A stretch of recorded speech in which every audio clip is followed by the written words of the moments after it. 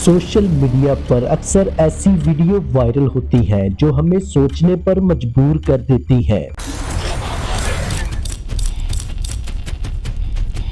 आजकल एक ऐसी ही वीडियो इंटरनेट पर गर्दिश कर रही है जिसमें एक नन्हा पेंगुइन अपनी पूरी बस्ती को छोड़कर सुनसान पहाड़ों की तरफ अकेला चल पड़ा है। लोग इसे इंसानी रवैयों से जोड़ रहे हैं, कोई इसे डिप्रेशन कह रहा है और कोई इसे खौफ से आजादी। लेकिन क्या हकीकत वाकई इतनी सादा है या इसके पीछे कुदरत का कोई खुफिया राज छुपा है? आज की इस खास वीडियो में हम इस तरह मुसाफिर की कहानी और अंटार्कटिका की खौफनाक दुनिया का पर्दा चाक करेंगे। जमीन का वो हिस्सा जहां जिंदगी की कोई गुंजाइश ही नहीं, यहाँ दर्जा हरारत -90 डिग्री तक गिर जाता है। ये इतना ठंडा है कि अगर आप उबलता हुआ पानी आसमान की तरफ उछाले तो वो नीचे गिरते हुए बर्फ बन जाएगा। ऐसे में सवाल ये है कि इस मौत के घर को पेंगुइन ने अपना घर क्यों बनाया? इसकी वजह बहुत दिलचस्प है। पेंगुइन ना तो उड़ सकते हैं और ना ही तेज भाग सकते हैं। किसी भी दूसरे इलाके में ये शिकारी जानवरों का आसान लुकमा बन जाते हैं, इसलिए उन्होंने इस खूनी सर्दी को अपनी ढाल बना लिया, क्योंकि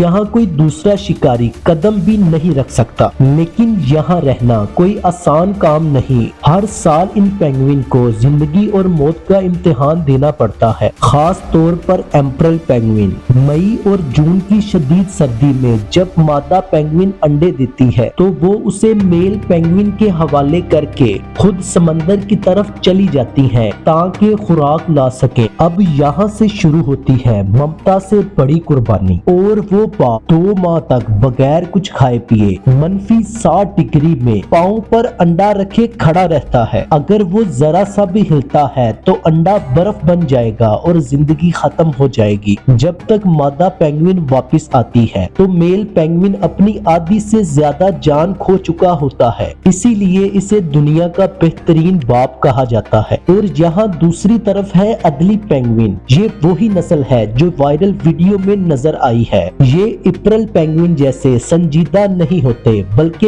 ये काफी तेज और शरारती होते हैं। उनकी दुनिया में पत्थरों की कीमत हीरो जैसी होती है, क्योंकि ये पत्थरों से अपना घोंसला बनाते हैं। यहाँ चोरियां भी होती है और लड़ाइयाँ भी, लेकिन ये बहुत सोशल होते हैं और हमेशा ग्रुप में रहना पसंद करते हैं। अब आते हैं उस सवाल की तरफ जिसने पूरी दुनिया को परेशान कर दिया। वो पेंगुइन जो एक समाजी जानवर है, उसके लिए तन्हाई में रहना मौत है। वो आखिर उल्टे रास्ते पर क्यों चल पड़ा, जहाँ ना खाना है, ना पानी और ना ही उसकी बरादरी। साइंसदानों के मुताबिक शदीद दबाव या भूख की वजह से पेंगुइन का दिमाग सही रहनुमाई नहीं दे पाता और वो रास्ता भटक जाता है।